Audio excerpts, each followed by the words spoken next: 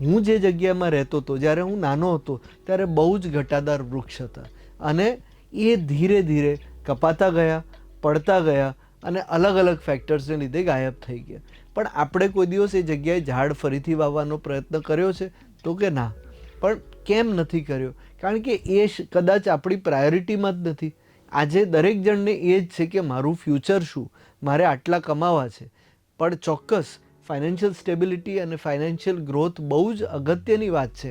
આજે આપણે અમદાવાદમાં ટ્વિન સિટી જોઈએ છે, આપણને ગિફ્ટ સિટી જોઈએ છે, આપણે ઊંચા ઊંચા બિલ્ડિંગ્સ જોઈએ છે, પણ એની સાથે ઊંચા ઊંચા ઘટાદાર વૃક્ષ બી જોઈએ છે અને એ બેલેન્સ કરવું બહુ જ અગત્યનું છે.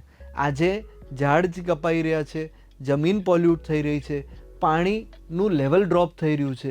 એ બધી જ વસ્તુને લીધે આપણે એન્વાયરમેન્ટના ઇમ્પેક્ટ આવી રહ્યા છે અને એને લીધે ક્લાઇમેટના હીટ વેવ્સ બી વધી રહ્યા છે. પેરેલલી એ જ હીટ વેવને કંટ્રોલ કરવા માટે આપણે એસી રૂમમાં બેસીશું, એનાથી વધારે એન્વાયરમેન્ટને પોલ્યુશન થશે, એનાથી વધારે એન્વાયરમેન્ટને ઇમ્પેક્ટ થશે. તો આપણે ખાલી એટલો પ્રયત્ન કરીએ કે કદાચ બધી જ વસ્તુ હું સસ્ટેનેબલ નહીં વાપરી શકું, તો હું એટલીસ્ટ થોડી એ પ્રેક્ટિસીસ મારી સસ્ટેનેબલ કરું. હું થોડીક ઓછી પ્લાસ્ટિકની બેગ વાપરીશ, કે હું દર વર્ષે 1-2 ઝાડને ઉછેરવાનો પ્રયત્ન કરીશ. એવી જ રીતે નાની નાની વસ્તુ.